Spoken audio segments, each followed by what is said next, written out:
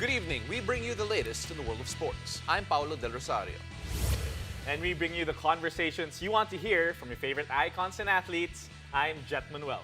And in tonight's game plan, Barangay Ginebra is going back to the PBA Governors Cup Finals. We'll break down their Game 4 win over NLEX as well as the latest from the PBA semifinals. We'll also discuss what we can expect from the teams in the Premier Volleyball League 2022 Open Conference semifinals with Tots Carlos, Jules Samonte, and Gervacio. And from dark horse teams to new faces, we'll break down some early surprises in UAAP Season 84 men's basketball. Buckle up, sports fans. Let's get in the game.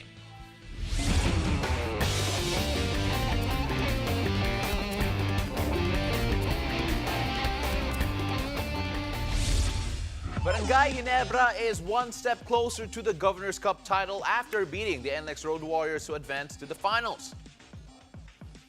Barangay Ginebra took over 112-93 over NLEX. Justin Brownlee 47, 10, and 6 off crazy shooting numbers. Jeff Chan got hot as well, 20 and 5 of 8 from beyond the arc. Barangay Ginebra officially books their trip back to the finals to defend their Governors Cup crown.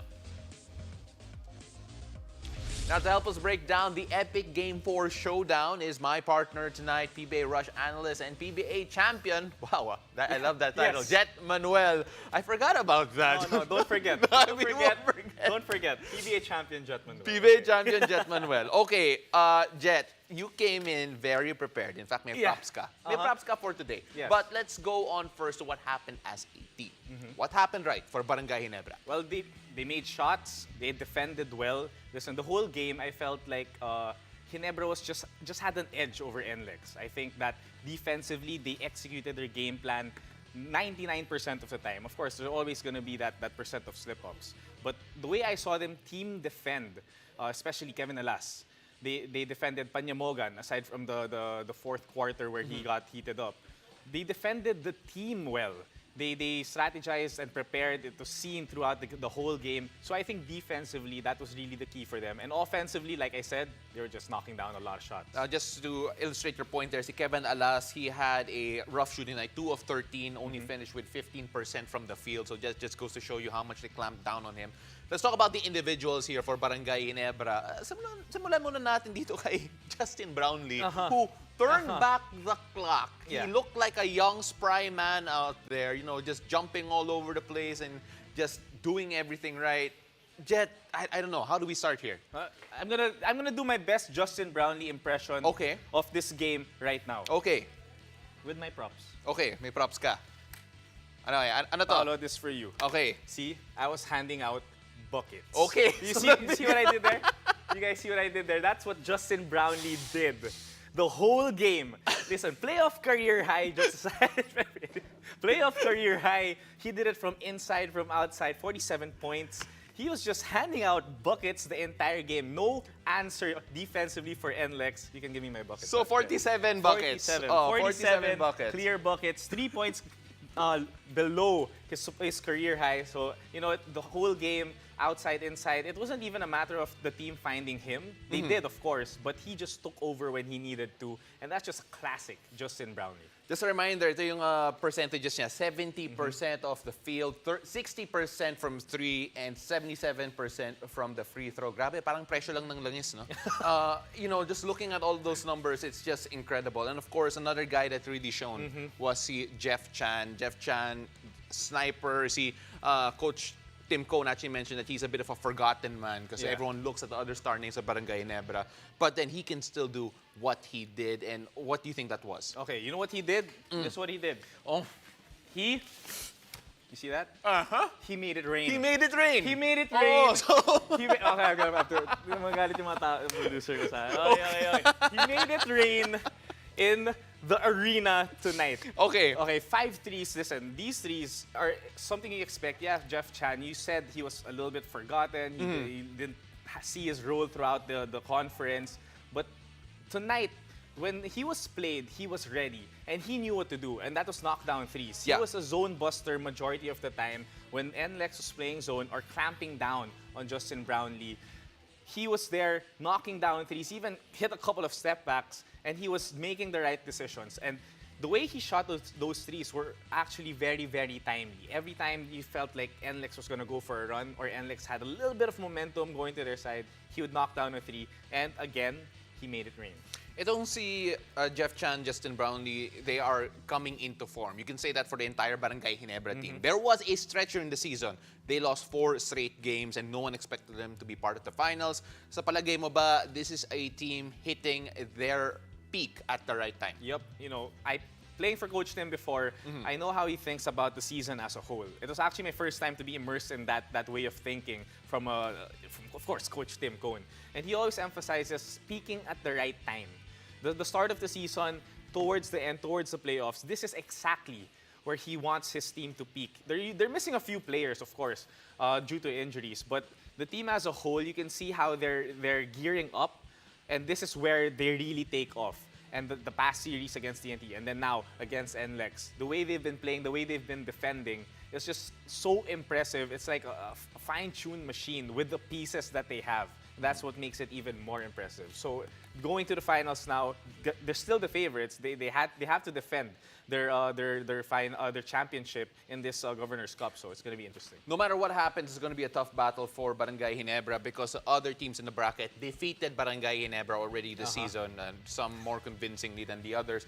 But if you look at this here, the other brackets now playing right now, that's Magnolia Hot Chance and the Meralco Bolts. Magnolia at the halftime break, leading 42-30, and Magnolia is trying to extend the series. See, Coach Tim Cohn did openly say that he wishes that this series extends further kasi there are still health concerns here for Barangay Ginebra. Japet Agalar is still trying to get healthy, and Aljon Mariano is trying to get back into form and back into the rotation. So let's see whether or not that will change here. And, with all of this happening right now, exciting times here in the PBA, excited to see what will happen between Barangay Ginebra and Meralco and Magnolia in the next coming days. The schedule, we'll find out if Meralco wins here. The first finals game will be on Sunday, and if Magnolia extend the series, it will be pushed back. Okay, so that will be it, Jet. Maraming salamat sa mga props na dinala mo. Ready ka. The research was made. And let's let you lead us to the break and move on. Yes, after the break. We'll shift to the PVL with Tots Carlos, Jules Samonte, and Gervacio as we approach the semifinals of the 2022 Open Conference. Stay tuned. You're watching the game.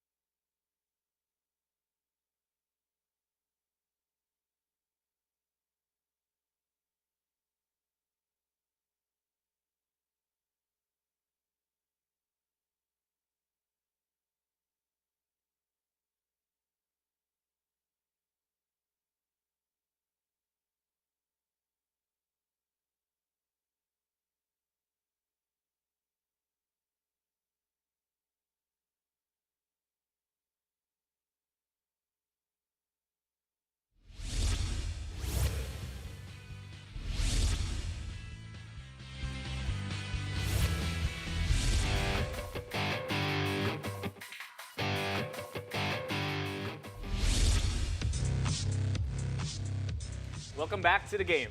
The cast is set for the Premier Volleyball League 2022 Open Conference semifinals.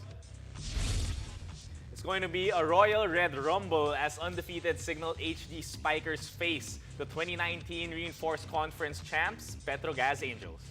The other match will feature a sibling rivalry as returning semifinalists Chocomucho Flying Titans go head-to-head against 7th consecutive semifinalist Creamline Cool Smashers.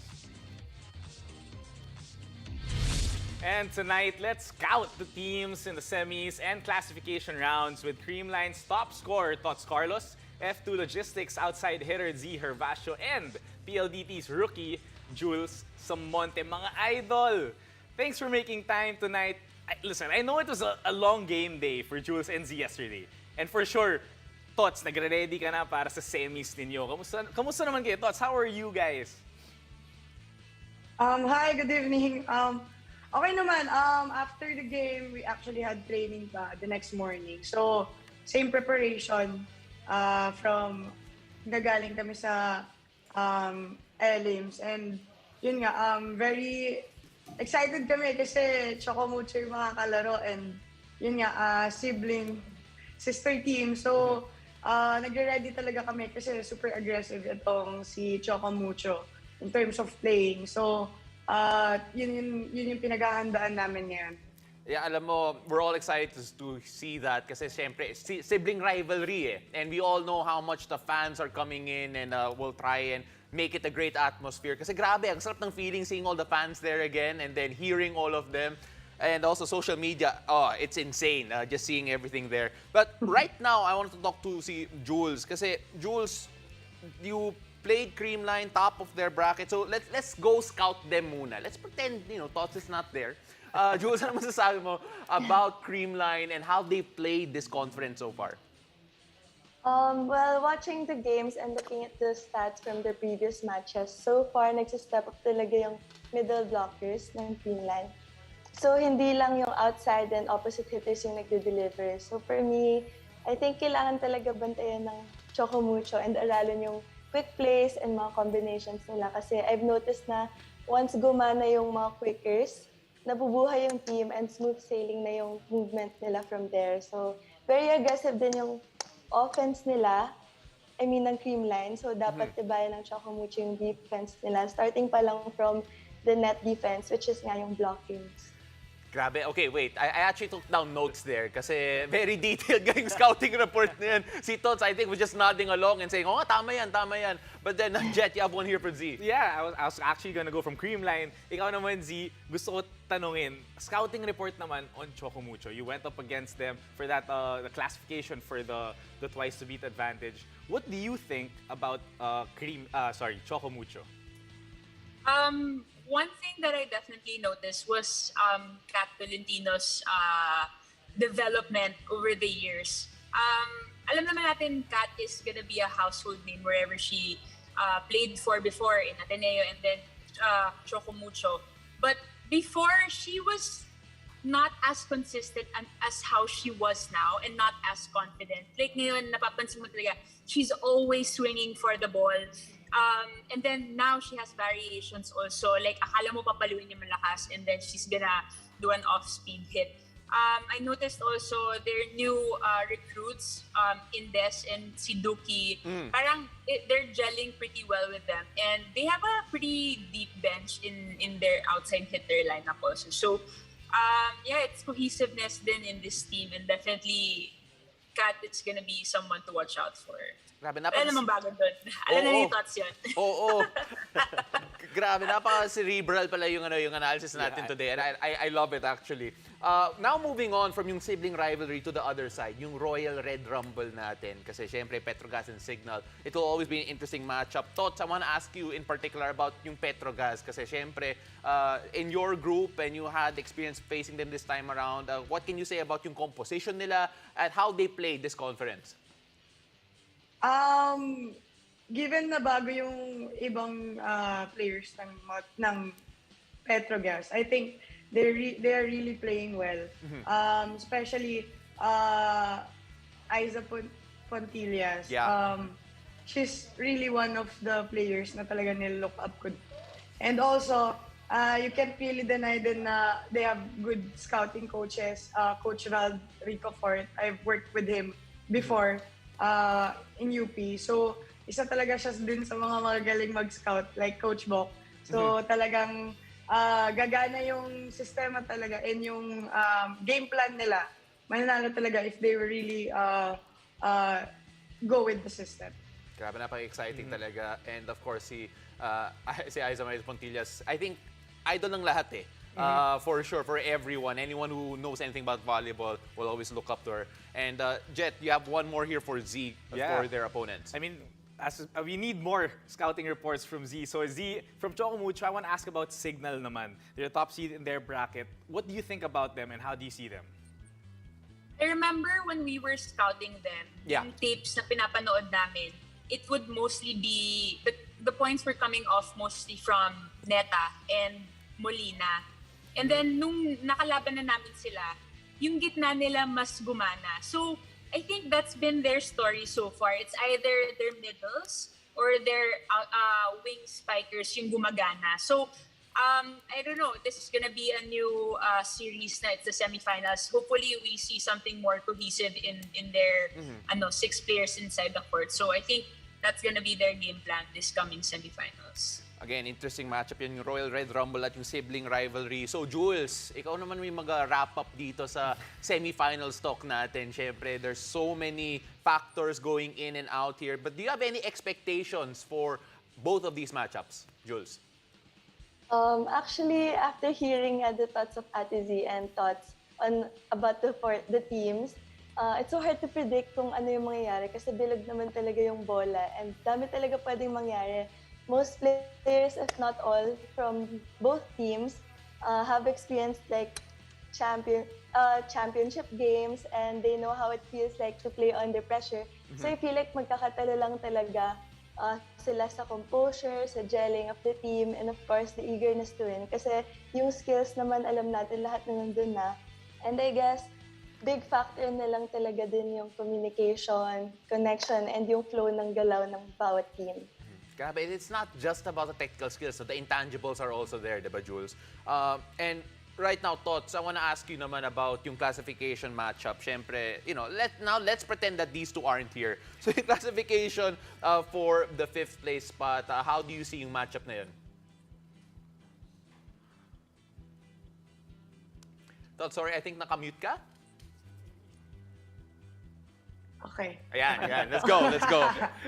Sikreto talaga. Just like the teams na qualified for semis, I think magiging magandang laro din yung battle for 5th. Kasi hindi lang, these are like champion teams din eh. So, I'm sure eager din sila na manalo na makuha yung spot. Kasi, yun nga, yung hindi ma-qualify for semis, malaking bagay na yun eh. So, for sure, babawi talaga sila. And kukunin nila yung 5th spot na to. Tots, before we let all of you go, syempre you've had the experience already. All of you had the experience already of being around the fans once again. And syempre, with you going into the semis, I want to ask you in particular, gaano kalaki yung effect ng fans and how excited are you to see even more people coming in to watch you guys play live? Sobrang laki kasi coming from for the last 2 years din na walang fans. Iba pa rin eh, yung atmosphere pag andyan yung mga fans eh. Naririnig mo yung sigaw, nakikita mo na parang, I'm playing for the fans. So talaga nang motivate ka, makikita mo na even yung mga fans, para naglalaro din sila sa mga reactions nila. We really get excited pag nakita namin na sobrang happy yung fans na naglalaro. So big factor talaga sila sa PBL. Definitely, and we're going to be excited to see you guys on the court. We're going to be excited to see the fans. A lot of exciting volleyball action. So Z, Jules, and Tots, thank you so much for joining us tonight. Thank you. Thank you. All right, so when we return, we'll break down some early surprises in the UAAP Season 84 men's basketball. Stay tuned. You're watching The Game.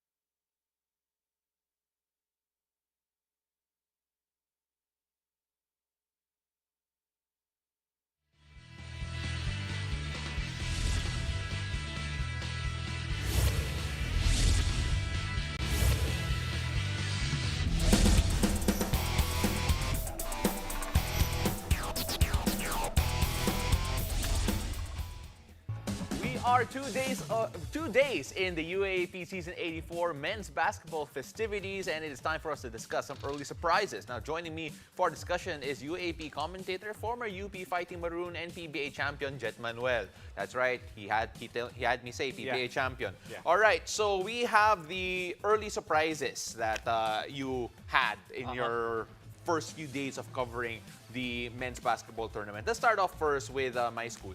Okay. Johnny Winston, Fair because he came out really. A lot of people were wondering what LaSalle would look like. They had a few new players here that could be potential factors. What did you see in this game? Okay, so surprises, right? So before the UAP coverage started, I mean, we had the press con, we had the pre-team report or preseason team reports. All the writers and everyone, all the analysts, anchors, we didn't know who this guy was. Yeah. I mean, honestly, my brother plays for LaSalle. Yeah. And Kaya pala sa laro yeah, yun eh. okay. Okay, yeah. My brother plays for LaSalle, and Sean Winston, I mean, yeah, he mentioned it, but we did not know who this guy was until that first day. It was a surprise. I covered that game against UE. 22 points, 6 rebounds, 3 steals, and the win against UE on his first day playing in the UAAP men's basketball tour. It's not easy to come out in the bright lights and play the way he did, but he just shocked everybody and just showed out and just put out his whole bag in that game. So that's why I said he's a surprise, and he just made everyone know who he was. I mean, he played in NCAA Division I, Central Michigan University. He was second in the team in assists. He has 2 eligible years in the UAP. So hindi siya one and done, in Nope. other words. Hindi siya one and done, and we might have just seen the beginning of Yes, sir. Johnny Winston. Now, the next pick that you had here was actually an entire team. The NU Bulldogs. Of course, the NU Bulldogs coming into this one, syempre, no one had any real idea of how good certain teams would be. Maybe say from Ateneo, maybe say for UP. But then you look at this NU team, what surprised you the most? Okay, so that opening day again against Adamson, they won that game. Listen, we didn't know again how Coach Jeff Napa is a new coach. Yeah. This is a new squad for him. The system that they're gonna run, it was all a mystery, but it was surprising in a sense that they played great basketball. Their defense was really solid. The presses that they put out, they had 25 offensive rebounds against Adamson with Duanga inside. And listen, this team is a solid team. I think they're gonna be a dark horse in the race to the Final Four if they play the same way or even get better. So Coach Jeff Napa has done a great job with his squad, and NU is one to watch out for. Yeah, especially when you look at one of the contenders for the top 4 spot in LaSalle, they lost by only 4 points, forced 13 steals though. So let's see whether or not they can build on that. Ito yung susunod, si Xavier Lucero. So I'm gonna say that this is a homer pick. I don't know. No. You explain why. Non-biased. Walang bias dito. So Xavier Lucero from UP, Yeah. one of the best schools in the country. Just Okay. saying that out there. Okay, so this guy shocked everybody in their last game against against UST. Okay, in that first game, he wasn't really that impactful, but in this second game, 18 points, 8 rebounds, 3 steals. He's a 6'6" guard that is playing a power forward position. He's so skilled, so athletic. He has 2 years in the UAP, and why I said he was a surprise is because I didn't think that he would. For me, he is now the key piece on how he plays this whole season for UP to play the way they will be if they want to be where they're expected to be, which is the number 2 spot after Ateneo. So speaking of new players here in the league, we have to go into the must-watch rookies here in the UAP. So let's start off with the guy we all know, RJ Barrientos, who it's just crazy. His shot-making ability, scoring in all 3 levels, and despite his size, getting wherever he needs to be on the floor. But you also mentioned 2 other players here. Why are they doing so well, and why do we have to watch out for how they develop throughout the season? Okay, surprises. Talking about surprises, the rookies. This batch has amazing rookies. Dirat Hanapi of Adamson, Ernest Felicilda of NU, and to top it all off, RJ Abarientos. Let's talk about Dirat Hanapi first. His first game against NU, 20 points right away. We didn't know who he was. 20 points off the bat for his first game in the UAAP. Ernest Felicilda, first game for NU. He was player of the game, 14 points, 4 rebounds, 4 assists, and he did a hell of a job pressing that team. And, of course, RJ Abarientos. Surprise, surprise, I don't know if it's that big of a surprise, but to be that consistent as a rookie in this stage, 17 points per game average against UST and Ateneo. This guy has so much swag, he has so much skills, and it's just going to be an exciting season to watch, especially for these rookies. You know, it's going to be interesting kasi especially for RJ because he will be scouted out and he probably has the most tape around him. And he is still going to be one of the guys that we expect to get buckets. And I'm sure si Dita Tanapi and si Ernest Felicilda will also be scouted out soon. So I'm curious to see how they adapt to all of these different scouting choices here. But then, of course, a lot of UAAP action still ongoing. We're excited to see how this all develops. Again, very early surprises po ito. And all that by Jet Manuel, so take it all with a grain of salt. We don't know if they're true. Oh, come on. Oo. Pero again, This is legit, okay? Jet, maraming salamat for that analysis. And of course, you can catch Jet on the UAAP Varsity channel covering the UAAP games and not being biased for UP at all. I All won't. Thank you. Okay. Thank you, Pao. Thanks for having me. Thank you all for joining us. I'm Jet Manuel. Catch us weeknights here on One News, One Sports, and One Sports Plus. I'm Paulo Del Rosario, and this has been The Game.